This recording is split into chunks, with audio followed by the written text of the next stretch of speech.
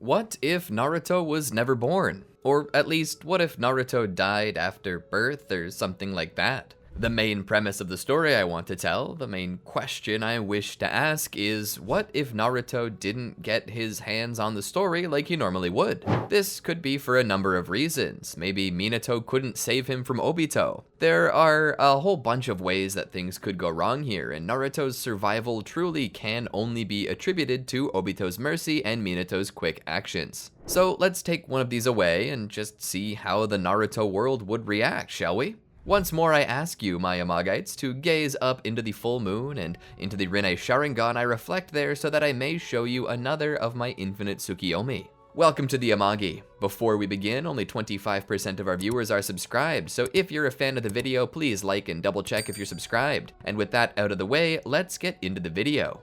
Minato Namikaze, the 4th Hokage, was the fastest ninja alive. You could ask anyone. Maybe a few of them would lie, but even the Raikage himself could agree. Minato Namikaze was the fastest. And for a ninja, speed was tantamount to power. When you could cast any jutsu, when you could weave any hand sign and avoid any shot, you were in control of the battle. But Minato himself was haunted. Haunted by the one time his speed was not enough to save the ones he cared for most. And that left his student Kakashi Hatake tortured and scarred. The deaths of Obito Uchiha and Rin Nohara were a lot for Minato to handle, and while he put on a brave face, he only got through it because he had Kushina at home waiting for him. Her tender care helped nurture his broken heart back to health, but Kakashi had nothing of the sort, which was why he insisted that Kakashi be Kushina's guardian while she was pregnant.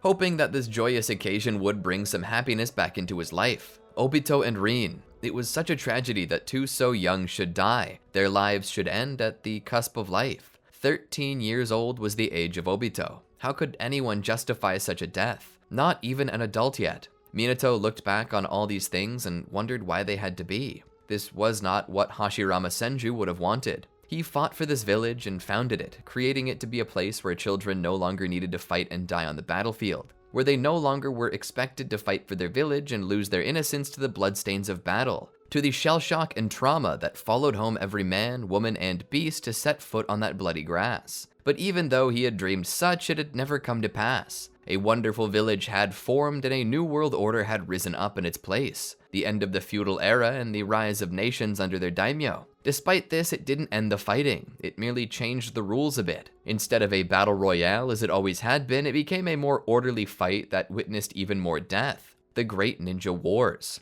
The wars that raged on eternally. Another excuse for men to slaughter each other. Lord Fourth, came the voice of Biwako Sarutobi. Your seal is slipping. Concentrate. Minato then realized that in his daydreaming, he had forgotten to continue enforcing the seal keeping Kushina alive. He pushed his hand back to her stomach. As he touched it, her skin felt incredibly hot. Sweat appeared from every pore. He looked at her face and saw she was in pure agony, but of course she was. She was giving birth. She looked at him for a moment and spoke. Easily the most painful thing I've ever done. She giggled a bit, drawing a nervous chuckle from Minato. Biwako shot her a look that startled her. Push, Kushina, like lives depend on it, because they do. Minato shook his head and brought himself back to the moment fully. Why think about death? Why think about things that made him sad? This was the birth of his firstborn child. He should be happy. He shouldn't be thinking about death. He forced his chakra back into the seal. Kurama was so desperately attempting to get out. With Kushina's chakra weakened, he was starting to break open the seal. Minato's chakra was supposed to help reinforce the seal, but he had always underestimated the power of this beast. Even with his chakra reserves, the Ninetales was still breaking out. He needed to resort to new methods now. As it figured out the seals via trial and error, Minato continued to change the seal. He was forcing Kurama to play catch-up with him to slow him down. He just needed to do this until Naruto was born. All he needed to do was stall for time. That's literally it. It's coming, Biwako shouted. The baby is coming. She looked over Kushina's knees. Home stretch, dear. If you have anything left in the tank, now's the time to use it. Push! Kushina began to strain, eventually breaking into a startling cry that Minato had only ever heard on the battlefield. The look on her face, though, was pure determination. Never again, Minato said to himself. Never again. One baby's fine. I'm not letting her go through this again. Kushina's voice rose higher and then slipped into a squeal right at the end as she expended the last of her oxygen. The crying was then taken over by a smaller voice as Kushina's head fell back on the table, Minato scrambling to cushion her head with his own hand to ensure that she didn't hurt herself. He checked the seal once more to find that it was holding. Kushina's body had instinctively taken over the process of keeping Kurama in. It was safe. He could let her go now. He came to her side and brushed away one of the strands of hair in her face. He gave her a light peck on the cheek. "I love you," he said to her in a hushed tone. Words meant only for her. Gratitude for giving him his greatest wish. She offered a weak smile. The muscles in her hand were contracting slightly, causing the thumb of her left hand to twitch. It was due to her hand squeezing tightly to the grip. She had gripped it so hard that it looked like the wood had splintered.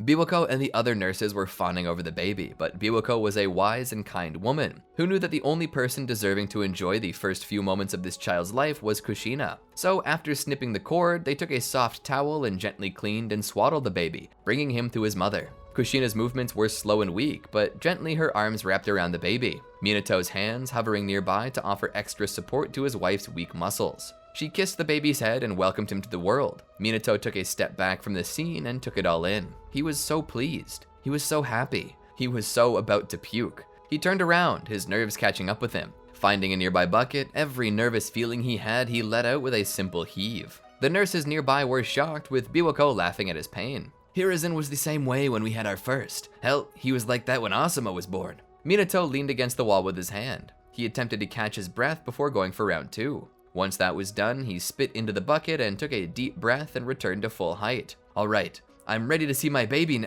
He turned around to find the room a bloody wasteland. Kushina was weakly reaching up for Naruto, crying for help. Minato looked up to see a masked individual holding his son. He held out his hand. "Please, wait." The man stood there silently, a kunai to the infant's throat. "And what will you give me if I do?" Minato came to Kushina's side and put a hand on his shoulder to calm her, his gaze never breaking from the man. "What do you want?" The man feigned thinking for a second. "The 9 tails would be a good start." Minato looked down at Kushina. "You can't be serious. Why would you want that?" The masked man scoffed. "It's like asking why grass grows or why wood burns. The answer is obvious. There's only ever one reason why anybody wants a tailed beast. Power." "Just put the baby down and we can talk about this," Minato said. "Put the baby down?" the masked man asked. "Sure. Okay, fine. Since we're all so civil." He threw the child into the air and pointed his kunai up. Minato rushed in, jumping into the air to grab Naruto. At that moment, the man rushed Kushina and teleported her out via Kamui. Minato caught the child and landed on the ground. He didn't have enough time to breathe though. The swaddling was coated in paper bombs. He pulled the swaddling off and threw it to the side before teleporting out via flying Raijin. He was so quick that he felt the concussive force of the blast but couldn't hear the sound. He arrived at his home with Naruto and sighed a heavy sigh of relief. "We're safe," he said. He then felt a chakra signature and suddenly realized the horror. There was one more paper bomb, and this one was attached to the infant's back. "No," was the only thing his mind could formulate before the bomb detonated. The little home they lived in had the windows shattered as the door opened via the pressure. Minato was thrown from the building a good couple meters. He landed on his side and rolled as the flames of the house began to rise, reaching up to the heavens. Minato rolled as he felt the blistering agony. Looking down, he saw that his flak jacket had taken plenty of damage. Small holes were present everywhere. Shrapnel was everywhere. No, it wasn't shrapnel. It was bone. Human bone. Naruto's bones. In that moment, a rush of pain echoed through his body. Not physical pain, even though that pain was present in his burned and scarred arms. His heart was ripped from his chest. It felt like he had died too. Elsewhere in the village, Hiruzen couldn't help but get a strange sense of foreboding. Something was wrong. Something was very wrong.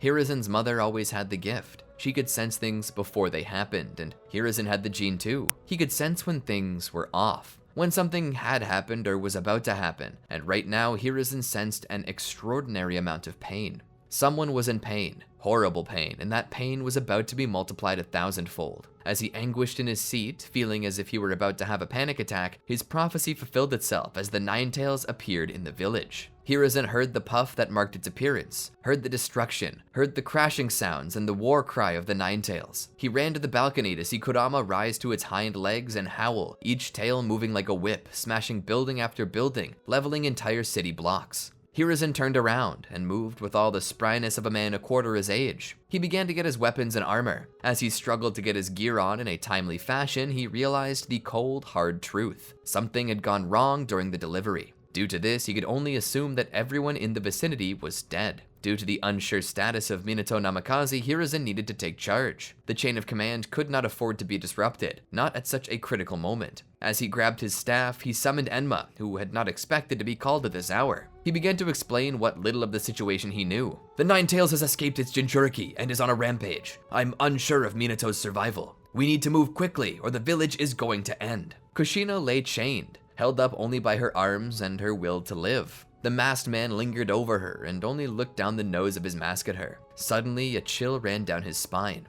It was as if death had just passed him by. He turned back and saw Minato. Standing in the pitch-black darkness, all he could see was the torn flak jacket, charred arms, and cold, blank white eyes glowing in the darkness. This man had once been Obito's master. This man had once been known for his kindness and joyful nature, but now Obito was scared. This person before him held the form of his mentor, but like some demonic entity portraying the image of someone he knew, it held none of the things that made Minato Minato. Obito turned to see him and activated his Mangekyo. Not that he would have done any less for Minato, but right now Obito was not taking any chances. He needed to be ready. He needed to stand firm because whatever this was, it wasn't the same Minato he knew. This form was not one even seen during the Third Shinobi World War. This made Minato unpredictable. This made him more dangerous. Minato stood there silently for a moment, a shuriken dangling by its ring around his finger. Suddenly, in a flash, Minato was right in front of Obito. As he swiped at Obito, the masked man could hear the blades spinning past his head, carving through the air. Every so often, the blades grinding against each other, giving an audible illusion of heavy machinery.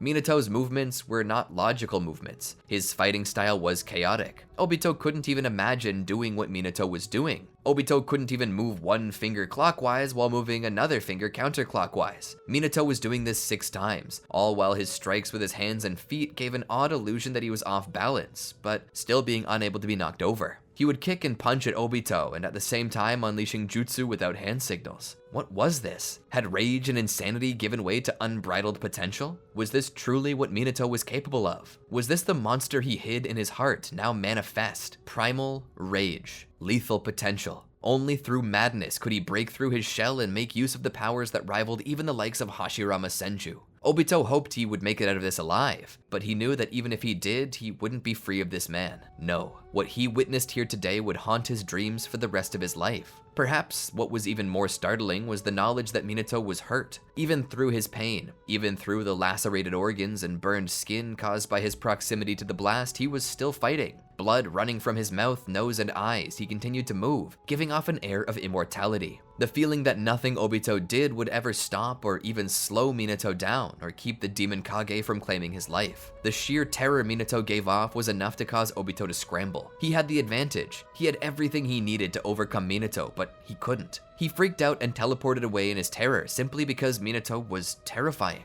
With Obito now out of the picture, he turned to Kushina, who looked at him. Minato?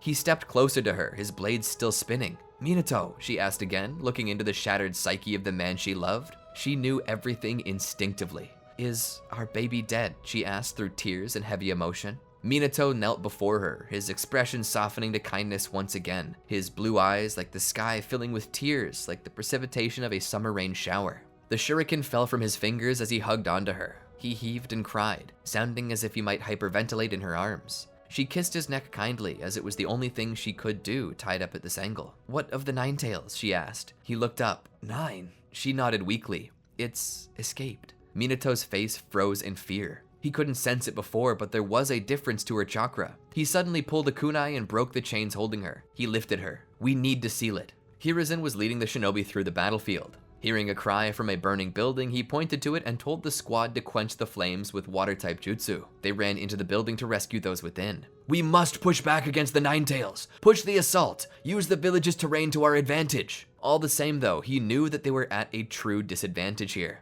This beast could decide to wipe out the village anytime it wanted. To expect anything less was foolish. This was a weapon of mass destruction. Fully realized Jinchuriki could only just get to the strength of a full-powered tailed beast, and they couldn't even dream to come close to one that was on a rampage. This was the end of the village, the end of their way of life. Hiruzen began to consider their next steps. He looked back. Gather as many shinobi as you can, and find anyone with a strong enough will. We're going to seal this beast away, even if it takes our souls to do it. They all knew what that meant, the Reaper Death Seal. Whether the Nine-Tails had heard them or if it was just coincidence, this was unknown. Regardless, the tailed beast began to charge a tailed beast ball. All shinobi stopped and looked at it. That was it. Curtains. That tailed beast ball would be all it took to destroy everything and everyone. Just then, a light could be seen from the Hokage monument. Stepping out, more like stumbling out, was Minato. His clothes were dirty, torn and bloody, and his face was not much different. He looked like he could barely stand. He raised a kunai.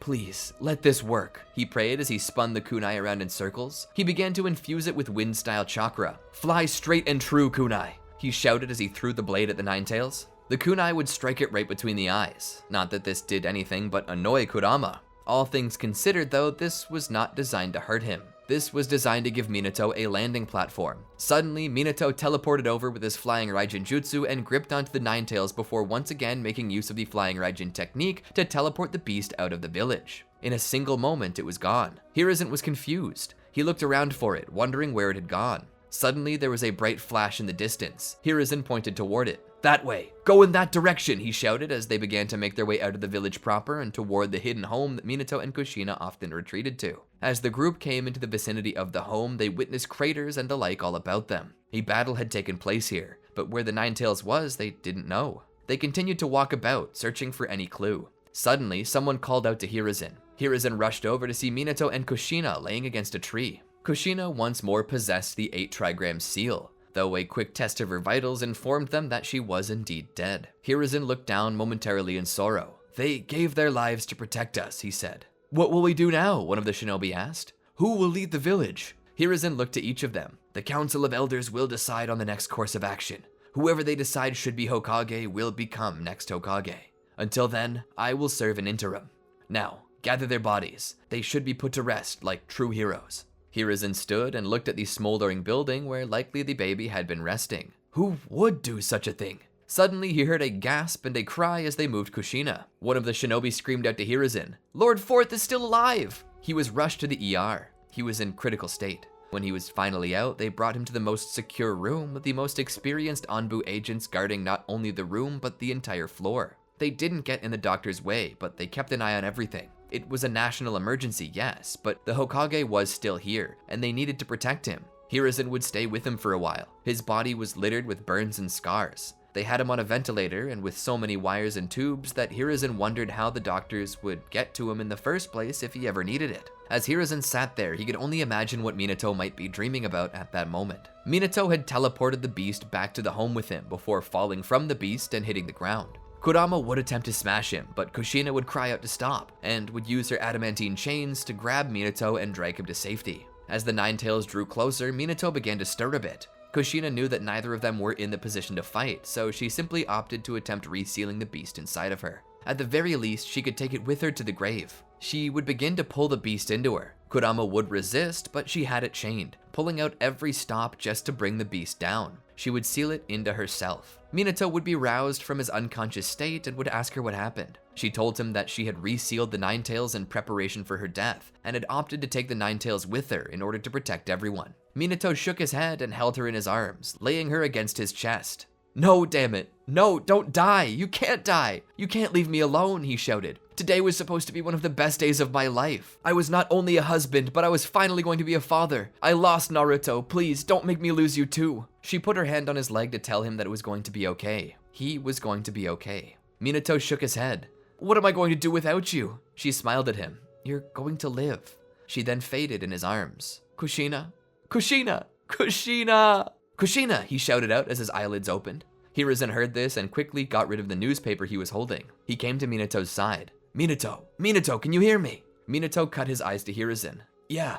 Hiruzen sighed in relief. "Thank goodness. I thought you would never wake up." Minato looked at him weakly. "Where am I?" "You're in Konoha General." Minato looked around. He raised his hands up to see that his arms had scars on them from the burns. He looked down at his torso to see smaller scars running across his body in various places. Scars he hadn't had before. "What is this?" he asked. "You have a lot of internal trauma, internal bleeding. The doctors say you're fortunate to have survived. With the level of damage you'd taken, most people would have died." "Surgery scars?" Hiruzen nodded. "Those are where they had to cut to stop the internal bleeding." "They're already healed," Minato said with surprise. Hiruzen nodded. "They are. How long was I out? Minato asked, knowing that this sort of thing could have only healed to this degree after 2 weeks. Was he really out that long? Hiruzen looked out the window for a moment and sighed. Minato, you've been asleep for 9 months. Minato was surprised. 9 months? His heart began to race. Hiruzen tried to calm him down. Don't worry. I've been taking command since you've been out. What's happened? Hiruzen thought it best not to tell him. Minato had literally just woken up from a 9-month coma. He was not in the position to deal with that kind of stress. So Hiruzen held it back and didn't tell him anything. You just need to focus on getting better, Hiruzen told him. Minato took a while to recover. They kept watching him and helping rehabilitate him. All the while, Minato continued to keep an eye out for any information, but he understood that Hiruzen was attempting to protect him. But what Hiruzen did not realize was that holding back world news from him, especially since Minato was the Hokage, one of the most powerful people in the world, stressed him out even more than before. He would take in some new information and found out that Konoha was on a hair trigger. The world was on a balancing act, and old wounds would never completely heal. The tailed beasts were the only thing keeping the balance of power, and now Konoha was without its only tailed beast, and this meant that the other countries were just looking for a reason to kill them. To be frank, no nation or village had friends outside of themselves, but what was worse was that these countries all hated Konoha more than they hated each other. So it seemed highly likely that eventually a war would break out. The question was, why one hadn't yet? Eventually, Minato was discharged, and he was returned to his office where Hiruzen began to explain why. The reason we have yet to go to war is because the other villages believe that the Ninetales is still in Konoha, or at least I've subverted their beliefs a little. Even if it's not true, and even if they think it isn't true, I've been recruiting double agents and decoy agents to spread false information that Konoha still has its Jinchuriki. I've also made contact with other agents of foreign powers that do not know that we know that they're foreign agents. We've been spreading false information to at least cause them doubt. It's no secret that the Ninetales is the strongest beast, and I've been using that to my advantage. Nonetheless, we need to come up with a plan. In the coming years, Kurama will respawn, and when that happens, the rest of the world will know that we are defenseless. So we need to start preparations for both the war and for getting the Ninetales back. But we need to do it in an inconspicuous way. Minato nodded. Then, first things first, we need to get into contact with Fugaku. Hiruzen scratched his head. The Uchiha are a little upset with us. Minato raised his eyes to look at Hiruzen. How so? Hiruzen began to explain. You see, while you were out, investigations were taking place, and the person who was responsible for this attack possessed a Sharingan. This led to assumptions that it was an Uchiha, as we don't see anyone outside of the village possessing the ability to do what happened those months ago. Minato thought about it. He took a piece of paper and began to draw something. Hiruzen looked at it. What are you drawing? Minato showed him. This is the Mangekyou Sharingan of the man who attacked me. Hiruzen was stunned. You saw it? I'll never forget it, Minato said. That's the Sharingan and I'd bet my life on it. Hiruzen looked at it. Well, we'll begin checking out the known Mangekyou Sharingan users. Minato nodded. I'm gonna go have a talk with Fugaku and see if we can't smooth things over. The Uchiha are one of our greatest allies. We cannot afford to lose them. And so they began to do as they said. Hiruzen began to check their databases for any match to this particular design of Mangekyou Sharingan, and Minato went to see Fugaku. He knocked on the door. Fugaku opened it to see Minato standing there. He had a look of shock at first, but he collected himself. Lord Forth, to what do we owe this honor? Just a friendly visit to an old friend. I mean, we did serve together in the war. Fugaku stood there silently. Can I come in? Minato asked. Fugaku nodded and pushed the door open, allowing Minato inside. As Minato entered, he witnessed Makoto in the main living quarters, playing with a toddler that seemed to be really getting the hang of this whole walk-in biz. Minato smiled. You have a beautiful family, Fugaku. I apologize for not visiting them earlier. Fugaku waved it off. The office of the Hokage is a busy job. So tell me, Lord Forth, is this business we should take by the dining room table over tea? Or is this business we should take care of in my office? Minato smiled. The office more than likely, but with tea still. Fugaku nodded. He called out to Makoto, Baby, can you put on a pot for our esteemed guest? She smiled. Of course. She then looked kindly to Minato. It's a blessing to our hearts to see you healthy, Lord Forth. Thank you, Minato said with a slight bow. Fugaku then led them up to his office. Opening the door, he allowed Minato in, closing the door behind him. You may sit wherever you desire. Minato found his seat and sat down as Fugaku made his way to the desk to sit down. What was it that you wanted to speak to me about? Fugaku asked. I just woke up about a week ago, and I've been getting back on my feet. I got into the office today, and Hiruzen began filling me in on the situation, including the rumors that the Uchiha are upset. I wish to understand what has caused this situation and how I can alleviate it. There's been a lot of finger pointing going around. A Sharingan was seen within the gaze of the Nine Tails on the night of the attack, and it's believed that we are responsible for it due to that. Minato nodded. I can understand your concerns, Fugaku, but I hope you can also understand ours. What happened that night was a very horrible thing. You and I are friends. If you tell me now, swear it not only on your life, but on the life of your wife, on the life of Itachi, and the life of Sasuke, that you did not have anything to do with this, and I'll believe you. I swear it, Lord Fourth.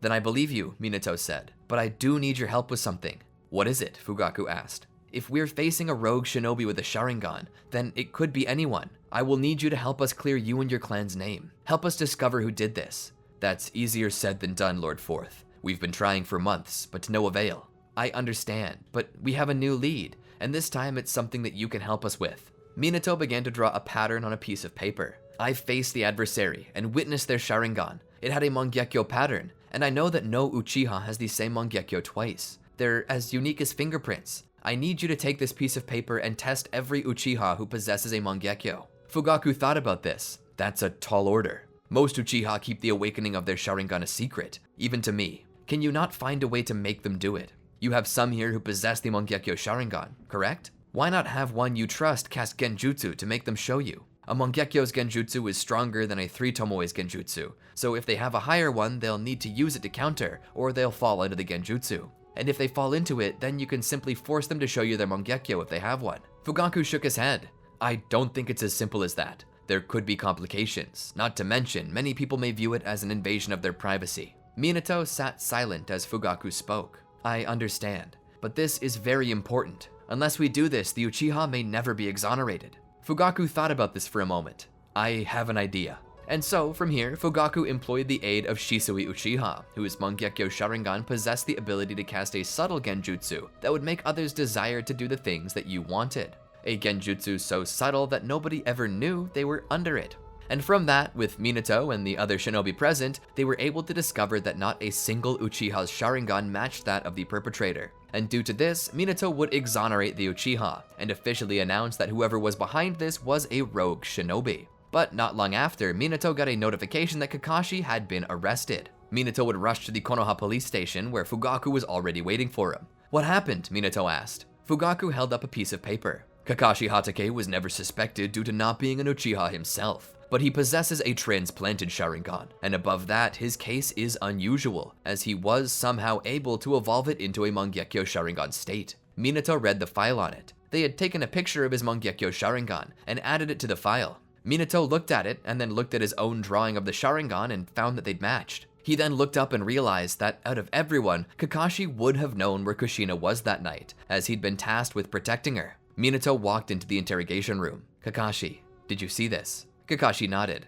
Yes, Lord Fourth, but I assure you, it wasn't me. It wasn't? Then how do you explain this? Minato said. Lord Fourth, I swear on Obito and Rin's graves, it wasn't me. Minato would hear this. That was no easy oath for Kakashi to make. Minato knew that Kakashi had suffered and what he had gone through. What do you think it is then? Minato asked. If not you, then who? Kakashi shook his head. I don't know. Minato sat there for a moment. Show it to me. Kakashi nodded and activated his Sharingan. Minato was a little surprised. Oh, it's in your left socket. Kakashi nodded. The person I fought with had this eye in their right socket. Does that exonerate me, Minato-sensei? Minato nodded. Yeah, it does. But the question is, if it wasn't you, then who was it? Kakashi looked down. Master. Minato leaned in. Yes? Kakashi looked back up. If what you said is true, and no Mangekyo Sharingan is ever the same, then someone is using Obito's right eye without our permission. Minato thought about it. Minato loved Obito as much as Kakashi did. This was a spit in their face. To use the eye of one so close to Minato to rob him of his wife and child, it was cruel, and someone was going to pay for it. There had been so much silence. Years had passed, having come and gone in the flash of an eye. Despite now being able to identify the Mangekyo Sharingan of the man who had robbed everything from him, Minato had yet to discover anything new. In the times that had since gone by, Minato's leadership had returned Konoha to being what it always should have been. The Nine Tails attack was but a fading memory. All the damage done had been healed. Well, healed externally. Some pains never did completely go away. This he knew for certain. His heart was shattered due to the death of Kushina and Naruto, and that pain never subsided. Every day he went home, laid in bed by himself, only to wake up to an empty house the next day. And despite Minato carrying a smile with him every day, he had some form of depression. He hated being alone. He hated not having the people he loved nearby. Every night was a reminder of what he had lost, and he had stopped celebrating many occasions, like his birthday, Naruto's birthday, Kushina's birthday, Valentine's Day. On those days, the only celebration he took was going to the pub and getting schnockered. Minato was not a drunk. He didn't have an alcohol problem, on most days. Only on the days where he was reminded how much he had lost did he go and develop a momentary alcohol issue. He poured himself into his work and on many occasions just elected to stay at the Hokage's office. He had long since sold off the house he once lived in with Kushina for an apartment. That way, on the days he did return home, he wouldn't be faced with the memories that were as ever-present and painful as the scarred skin in his arms. A lot had happened. He'd tried to keep himself up with the affairs of his friends, by celebrating firsts with his friends. That's actually where he was now. He was currently sitting in the home of Fugaku Uchiha, knocking back some tea, digging into the most fun finger foods they could. Today was a day to celebrate. The Chunin exams had come and gone, and Sasuke now was promoted to Chunin. Minato laughed, congratulating Sasuke and the others in the family. Fugaku often invited Minato over. To be honest, he was glad that the Hokage took such an interest in his family life and the family lives of others. But he knew that the reason why Minato did so was because he had no family of his own to be interested in. There was always a bittersweet tinge in the air when Minato came around. But one thing Fugaku knew was certain. Minato and he had grown closer than they ever had been. And due to Minato's kind and caring nature, the relationship with the Uchiha had never been stronger. Fugaku had become quite the confidant for Minato, and since Hiruzen had grown older and was now looking to retire from his service in Konoha's favor, Fugaku had come to replace him as the sort of shadow Hokage, basically Minato's vice Hokage. Hiruzen also had lost everything that night, his own wife, but he still had a son and a grandson, and he had decided to focus on them even more now. It had been this way ever since Orochimaru had decided to go rogue and had to be killed. His experiments and the fact that Hiruzen didn't know about it was enough for guilt to take over and the elderly professor of ninjutsu to decide that maybe it was time for him to step away. He blamed himself, which was totally unfair. He neither controlled Orochimaru nor was in a position to know the things he had done to people. But all the same, some good came out of it. Hiruzen decided to preoccupy himself by taking his title of professor seriously and enrolling to become a teacher at the academy, where he taught chakra control theory, history, and political science to the youngsters to help them understand what it meant to be a shinobi. It was truly a wonderful blessing for the academy to have someone so wise and intelligent to teach the next generation. Minato and Fugaku had come to believe that this was going into the opening stages of Konoha's golden era, a new golden era, one that might even surpass the era of Hashirama Senju, a platinum era. The biggest thing that marred that from coming to pass was the Nine Tails. It had yet to regenerate. The world was sitting on the edge of its seat. Half of the world believed that the Nine Tails was no longer in play due to the death of Kushina, but because they couldn't be sure, they made no actions. Minato continued using misinformation to keep them guessing. To that end, he and the rest of Konoha's council had secretly selected the future Jinchuriki, painted the 8 trigram seal on them, and threw parades and parties for them, keeping them in the public eye as if they already had the Nine Tails inside of them. They tried not to overdo it, but they were indeed doing it. And now it seemed as though things were balanced. They were sitting on a fulcrum. One wrong move and the whole thing came tumbling down. But on the bright side, so long as they didn't move around too much, the world would remain at peace. To help bolster peace, should news of the Nine Tails ever get out, Minato sent aid and helped other villages in goodwill, in hopes that they would become allies. Now they were all just waiting for the Nine Tails regeneration. The moment it regenerated, they would go to seal it. But beyond that, there was a secret goal in this. Minato was hoping that the only person who knew that the Nine Tails wasn't in the village was that masked man. He planned to be on the battlefield that day. He needed to find that masked man, and he wouldn't rest until he did. "So, what missions are you hoping to take on first, Sasuke?" Minato asked. Sasuke looked up. Minato chuckled a bit. "A lot of things are going to change now that you're a Chunin. You're finally ready to be let loose on the world. Missions you couldn't do before are now open. You can see the world, meet new people, and serve the village in ways you couldn't before. What is it that you're looking forward to doing the most?" Sasuke rolled his head back with a gasp and a smile, as if he was waiting for someone to ask that question. I'm looking forward to finally doing some collab missions with other friendly villages. I met a lot of cool shinobi during the Chunin exams, and some of them were rather friendly despite everything. I feel like I could be friends with a few of them, and I'd like to try out missions where I could get paired with them. Perhaps missions where we eradicate bandit outposts or seek out rogue shinobi. Minato nodded his head. Oh, that's quite interesting. Which villages are you hoping to team up with first? Sasuke thought about it. Well, I met with a lot of cool people from the Hidden Grass village. Me and Sakura really hit it off with this girl named Karine when we were in the Forest of Death. She got separated from her team and was attacked by a bear. Sakura, me, and Konohamaru had to protect her and get her back to her team. I was fuming when I heard they left her behind. Kakashi said people who do that are trash, but I was a little hasty to judge because, as it turned out, they didn't actually know they lost her and turned back to look for her, which I took to be a sign of honor. Since we both had Earth Scrolls, Kono insinuated we should work together to get Heaven Scrolls, and they agreed as thanks for the help. So I'd absolutely love to take any mission that sends me to the village hidden in the grass. Minato smiled and nodded as he listened. I'll remember that for future reference. Minato looked to Fugaku. Your son's very much like you. It wasn't much longer after that Itachi returned. Forgive me for the lateness of my arrival. I had some business to take care of. Oh? What did you have to do? Fugaku asked. Itachi smiled awkwardly. As you know, father, there are some missions I don't have clearance to reveal, even to you. Of course. I'm just glad you're home and safe, Fugaku said. Minato smiled as well, but deep down his chest was burning in pain, and it was everything he could do to keep from crying. He could only imagine where Naruto would be at this point in his life. Could Naruto have also been a Chunin? Perhaps on the same team as Sasuke? Maybe even close friends with Konohamaru? It took a while for Minato to realize his smile had lasted too long. Few people were looking at him anymore due to not wishing to make him feel awkward. A hand rested upon his shoulder. He looked over and saw Fugaku giving him a compassionate stare. You know, he said, the Uchiha have a strong connection to the Sharingan, and among the Sharingan's abilities is the Mangekyo. We call this evolution of the eye, the heavenly eye that sees the truth of all creation without obstruction. I awakened that eye in the past, and the secret is, the truth it sees isn't something so abstract as ancient wisdom that nobody knows, but a simple truth. Love is a wonderful thing, and it hurts so bad to lose. We Uchiha wear our hearts on our sleeves. From time immemorial, we fought for love and waged war for revenge after losing it. It took us many years of strife with the Senju to realize that we weren't the only ones who felt this way. One does not need the Sharingan to see the truth, Minato. The truth isn't revealed by the eye is revealed by the truth. You may not have the potential to awaken one, but you still see it. And the truth I'm going to tell you now, Minato, is that it's okay. It's okay to be hurt. It's okay to feel pain. You are not alone.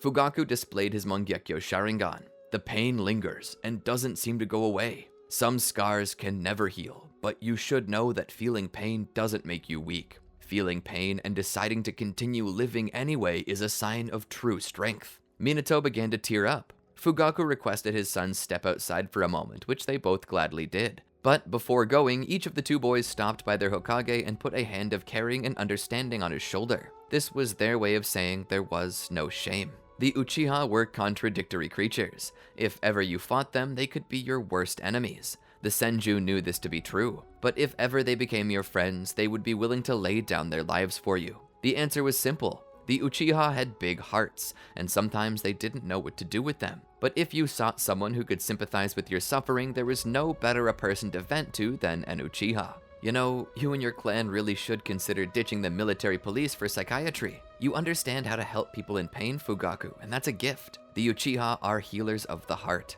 Fugaku stood, came around the table, knelt down, and gave him a hug. If people make an effort to understand us, then we in return make an effort to understand them. You are a friend of the Uchiha, Minato, and because of that, we will always be your staunch and loyal allies. You are family. Minato sat there for a few moments more, just letting out everything in his heart. It was such a contradictory feeling. He was crying, his heart feeling a stirring pot of emotions. The joy of the color orange and the sorrow of the color blue mixed together on the palette of his heart, and they were mixing into a confusing brown color that took the only thing common about these two emotions to show off, which was tears. You'd think after this many years I'd have gotten over it. For as little as I actually knew Naruto, no more than 30 minutes, my life without him has totally changed. Because when you and Kushina conceived Naruto, A piece of your heart went into him, just as a piece of your heart was given to Kushina when you two married. And when they were taken, that piece of your heart was broken,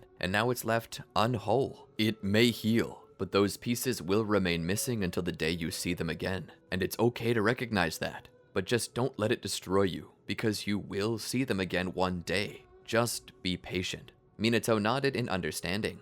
As the night continued, Minato returned to his happy self, and as he left Fugaku's household, he was in higher spirits than when he had came. Returning to his own apartment, he entered, closing the door behind him and locking it. He grabbed a kunai from his pocket. He could already tell something was wrong. He smelled something strange, like smoke. He entered the main living area and finally returned his kunai to its holster. You know, you really should turn on the lights when you enter a house, or do you like scaring me, he asked. Taking a puff from his pipe, Jiraiya looked over with a smile. I like the drama of being an undercover spy. We can only ever meet in the dark, or I'll never be able to write about these escapades in my memoirs. Minato stepped to the stove and put on a pot of water. While he had just had his fill of tea, he knew Jiraiya might like some, so he began the process of boiling the water. So, what brings you here, Jiraiya-sensei? Well, Lord Fourth, he said in an attempt to show Minato how cringe the title usage was, especially when they were more friend here than anything else. I came to talk to you about my investigations. You know how you've sent me to look for the man in the mask with the Sharingan?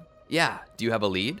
Jiraiya nodded. It's not much, but it's promised to make my job a little easier. You see, there's a mercenary group that's been making the rounds, filled with rogue shinobi. While investigating the masked man, I asked around, and someone who had seen this group said that they saw a man in a wooden mask as a part of their group. It wasn't much of a lead, especially when the person I talked to didn't recognize the mask that was used. However, the moment they saw the sketch of the Mangekyo Sharingan, their eyes lit up with fear, and I knew whoever this Akatsuki member was, they must have also been in the group I was tracking. Minato understood. He kept thinking about it until the teapot began to squeal. He took it off the burner and began to pour 2 cups of boiling water before placing a bag in each. He brought it to Jiraiya, who, blowing the steam off the substance, began to drink. So you're adamant that the one who set the Nine Tails free is a part of this mercenary group, this Akatsuki? Jiraiya nodded. I am.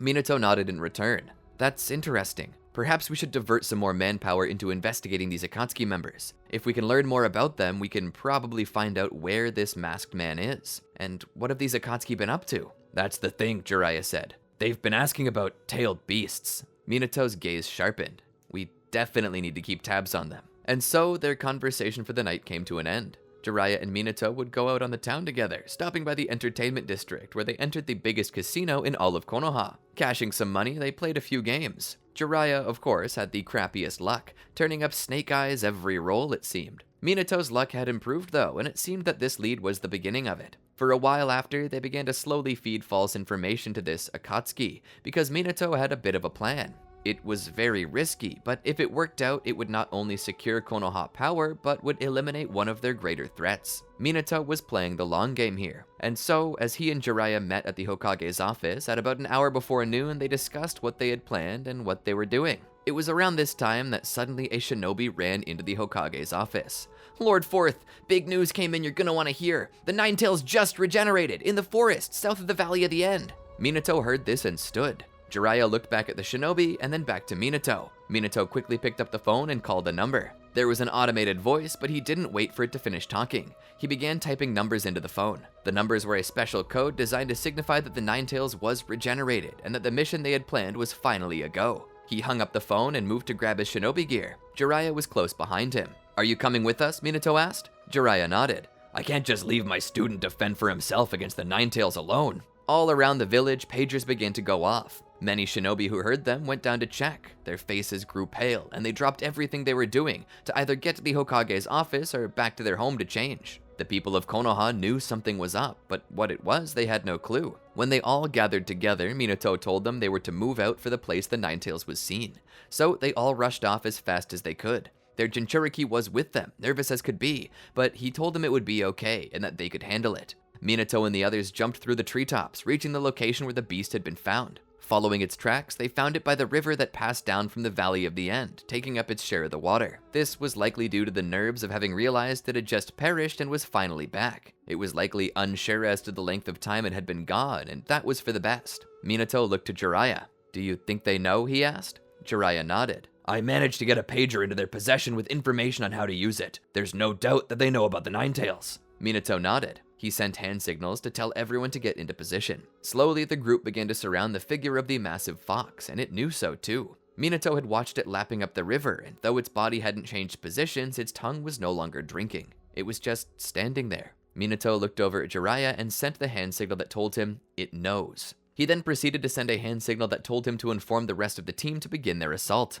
A moment later, shinobi shot out of the forest in all directions at the Ninetales, some from the treetops, others from the ground below. Regardless, the Ninetales turned around and began swiping its claws at them. Minato told them to prioritize avoiding attacks for the time being until the plan completely finalized. Minato was the only shinobi daring to draw himself into its vicinity. Placing his hands upon it, he placed a marker on it that would allow him to teleport to it in the event that he needed to teleport away at some point in time. It was then that over the radio, he got a message saying that suspicious and unidentified shinobi had entered the vicinity. Good, let them through. He then told the others to make it look convincing before telling them to further defend their lives, because in the end, what mattered most was protecting them. After a few more moments had passed, the Akatsuki pulled itself into the fray, sending their forces in to hobble both Konoha forces as well as to bring down the Ninetales. Instrumental in this process was Kisame. Due to his overwhelming strength, he was a beast on the battlefield to rival even the Ninetales. Sasori, with his puppets, was enough to offset the difference in numbers between their two forces. Hidan was a different threat entirely. He was sent in to focus on the Ninetales.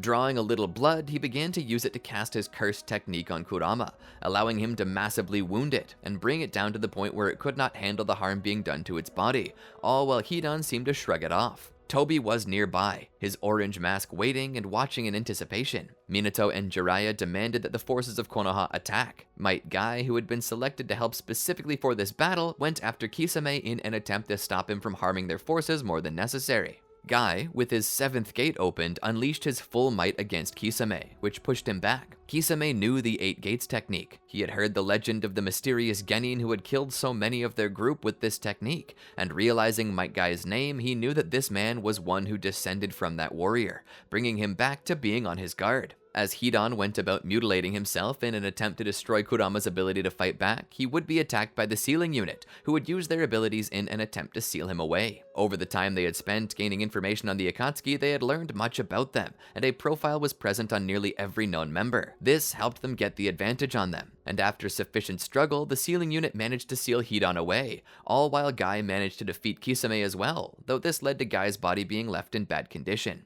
Guy would be pulled away from the fighting as it continued. Kakashi would enter battle against Kakuzu, who also seemed to have a form of immortality, though it was not by any means as grand as Hidan's. With his Sharingan, Kakashi would be certain to discover how this technique worked and find its weakness. Jiraiya would go after Sasori, attacking from an angle as Sasori was busy using his red secret technique, Performance of 100 Puppets. Managing to get around these puppets, he could attack Sasori directly, which was the weakness of this technique. Sasori was hard-pressed to defend himself save for the poisoned cable that extended from his stomach. Jiraiya did have some issues with that, but so long as he kept close, everything would be okay. Minato, however, would see Deidara going in for a bombing run atop his clay dragon and decided to tackle him. Throwing a kunai into the dragon itself, he would teleport up where he'd proceed to strike at Deidara. He would tackle Deidara from the dragon, sending him plummeting to the ground. Deidara attempted to call his dragon back, but was unaware that Minato had already attached a paper bomb to its back. With that tag detonated, the whole dragon detonated with such explosive force that it knocked over many trees. Minato and Deidara rode that pressure wave into the tree limbs where Minato used Deidara's body to soften the fall. As they rolled, Deidara was freed from Minato's grasp as he went rolling too. Minato was still the first to get up. Deidara prepared more of his explosive clay, but Minato would use his flying Raijin to get close enough to Deidara to end his life before he could put it to use. Elsewhere, Jiraiya is facing Sasori. In his Sage mode, he produces toad oil, which he sprays on Sasori's wooden form. Sasori is at first confused, but instead thanks Jiraiya for greasing up his gears a little. That's when Jiraiya, using flame release, sets him on fire. Since the oil has already seeped into the deeper recesses of Sasori's flammable body, all the flames seem to burn both inside and out. Worst of all, Sasori can't put it out. All Jiraiya can do is watch as Sasori burns to nothing. With that finished, Jiraiya and Minato both turn their attention toward Kakashi, who's having a harder time facing Kakuzu. As they get closer, Kakashi explains to them that the masks are where he's keeping extra hearts, and that if they're destroyed, Kakuzu will perish. So Minato and Jiraiya go about helping Kakashi destroy each of the masks, until only one remains. They give Kakashi an opening, who uses his Chidori to skewer the final heart, bringing Kakuzu down. As this happens though, Tobi appears upon the body of the Ninetales and speaks. To single-handedly annihilate the Akatsuki is a feat to be sure, but I'd expect no less from the legendary yellow flash of the leaf. Minato's eyes begin to fill with rage as he looks at this man. This was the man responsible for everything that had happened.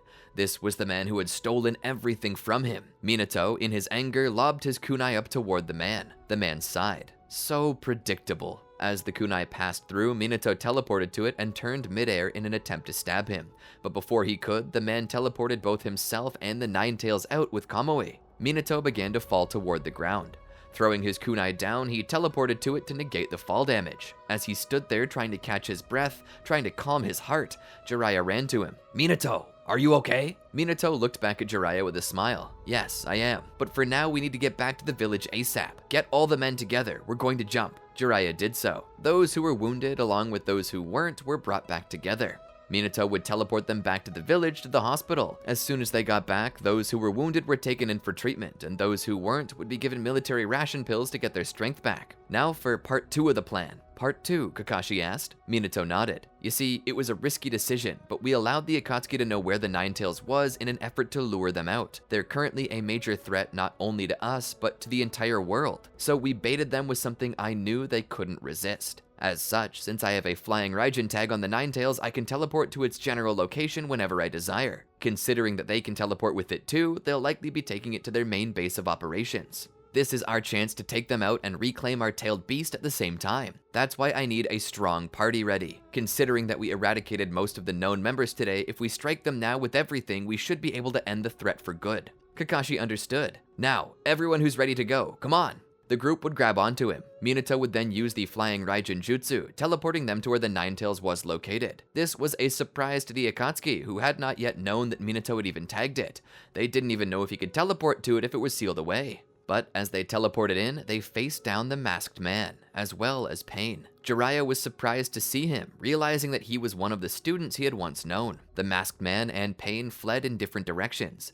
Jiraiya apologized, but knew he had to face Pain and took a squad with him. Minato and Kakashi would chase after the masked man. As Minato and Kakashi came to a stop, the man turned around and looked at them. "I'll admit, that was clever, Yellow Flash. I never knew the full extent of that ninjutsu. Be honest with me, did you have this planned from the start?" Minato's smile was all he needed to tell the man that it was. The masked man clicked his tongue. "I suppose I underestimated you. Wouldn't be the first time, but it'll definitely be the last. Your flying Raijin will not get to me again," he said. Minato, pulling his kunai, spoke. "Only time will tell that." The masked man once more pulled out chains he was wearing around his wrist, taking into his own hand a kunai. It was just as it had been so many years ago, but as Minato looked at Kakashi and Kakashi looked back, Minato knew that things would turn out different. It was time to get justice for Kushina. Minato raced in alongside Kakashi to attack the masked man, but just as before, they passed right through. The man held out his arms, letting them pass, and once they had, he turned tangible again and pulled his arms forward,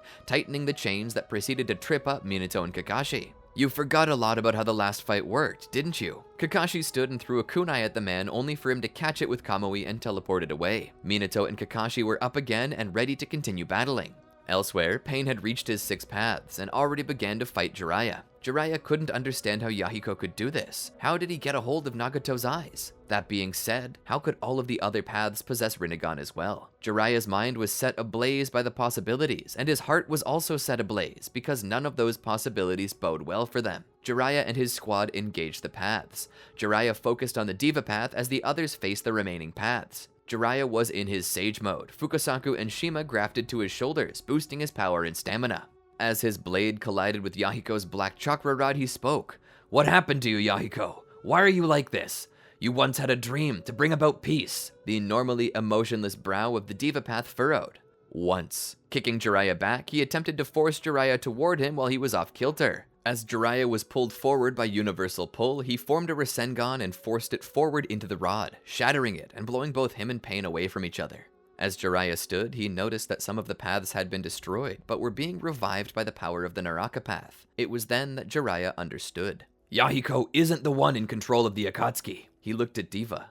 "You're not Yahiko, are you? None of these people are who they are they? We're only fighting one person right now, aren't we?" Diva looked at Jiraiya. "You always did catch on fast, Jiraiya-sensei, but sometimes not fast enough." "Then answer me this, Nagato. Where's the real you?" "That's none of your concern," Diva said. "You'll never reach me anyway." Looking around, he knew he had only one real shot to win this, and that required him to use the demonic illusion Toad Confrontation chant. He told Fukasaku and Shima to prepare the attack, and they began vocal warm-ups. "Protect Fukasaku and Shima," he shouted. The other shinobi who weren't currently in combat pulled back to defend Jiraiya. Diva, knowing what Jiraiya was going for, rushed forward toward Jiraiya with his chakra rods, skewering two shinobi and casting them aside before using his almighty push to knock them all away. As shinobi flew past Jiraiya, Jiraiya gripped the ground tightly for stability. "Any time now, guys," he said. Weaving hand signs, he released a flame at Diva. When the flame dissipated, Jiraiya knew that Diva was not hurt. Diva had used a wind release to cut the flame before him and now grew closer. Jiraiya would form a Rasengan and then spew flames onto it. As it spun, the orb turned black as an orange ring of fire formed around it.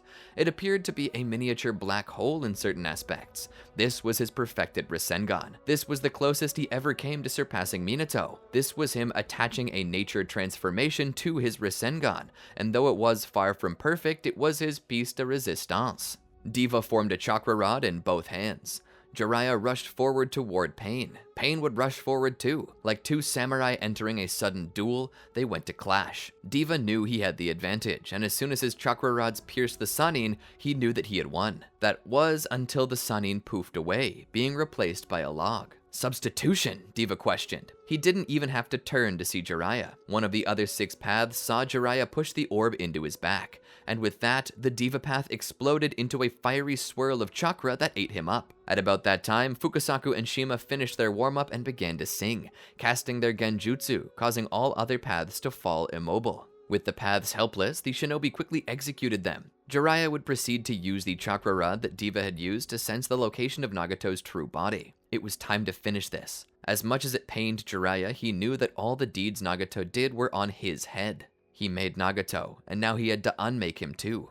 Minato went sliding across the ground as Kakashi was pushed back. The masked man rushed at Kakashi before he was ready, attempting to stab him, but before he could, one of Minato's kunai pinned the chain the man was dragging to the ground. Seeing his opportunity, Kakashi attempted to stab through the masked man, but before he could, the masked man turned intangible. He then teleported back a bit with Kamui. Kakashi began to think about this. From behind, Minato threw another kunai that passed through the back of the man's head without harm. Minato appeared there and grabbed the kunai from midair. The man tried to stab Minato out of the air, but instead his blade passed through Minato. He knew this was a ruse. At about that time, a Rasengan passed through the man's back, striking Minato, revealing that the Minato the masked man was targeting all along was just a clone, as expected. Minato, from behind, was shocked. The masked man stepped forward, turned tangible, turned around, and pulled the chain, putting Minato on the ground. Minato laid there for a moment as the masked man grabbed him by the throat and lifted him up. "I told you it wouldn't work.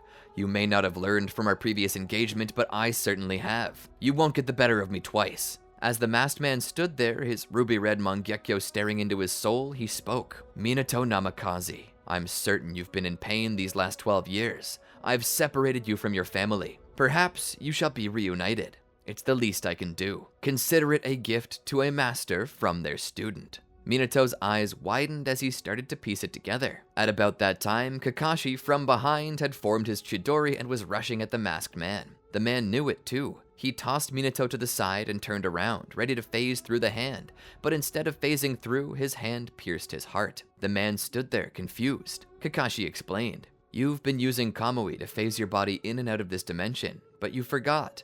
I have Kamui too." Pulling his hand free, the man fell to the ground. Kakashi walked over to Minato to help him up, only for Minato to push past him. Crawling over to the body, he grabbed the mask and pulled it off, revealing the face of Obito Uchiha.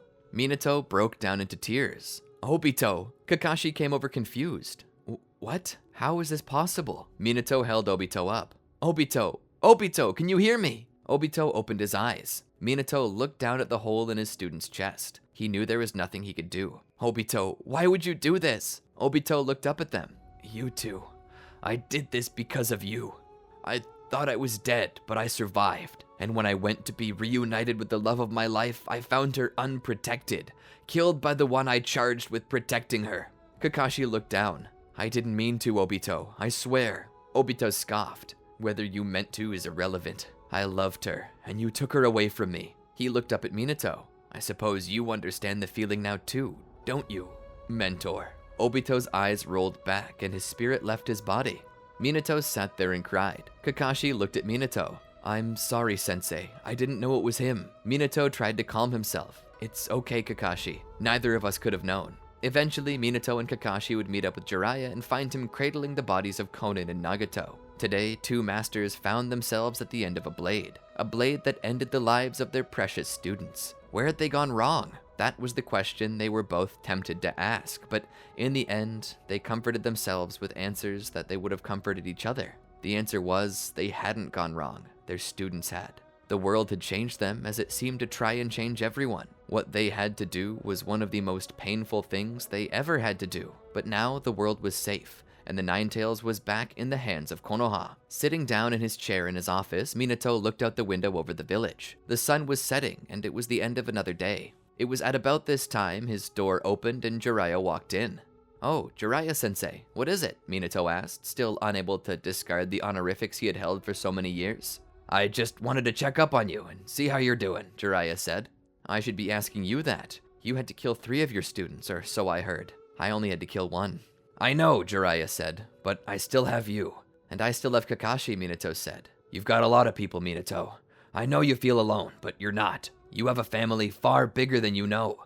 Look out that window." Minato turned around and looked out the window and saw the many people going about their daily lives, now secured because the battle they had fought. "Those people all, every single one of them, they're your family. That was the view of Hashirama Senju when he and Madara built this village together, to unite all clans and people into one, as a single, big family. I'm your family too. I just thought you should remember that." Minato thought about it. Jiraiya was right. He had lost many people over the past few years, but had gained so many more. "Thanks, Jiraiya-sensei." Jiraiya smiled. "No problem. Now how about we hit up that casino one more time? I gotta win everything I lost back." Minato chuckled and stood.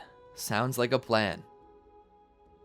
And that's curtains. I hope you liked this story. A lot changes when Minato survives. He is intelligent and strong and can be viewed as an almost fully realized Naruto. Writing what-ifs that involve them are always so interesting, but what do you think? Did you enjoy the video? If so, let us know in the comments below. And don't forget to like, subscribe, and ring the bell to be notified when more videos like this drop. And while you're waiting, check out these other great videos from our channel. Until next time, peace out.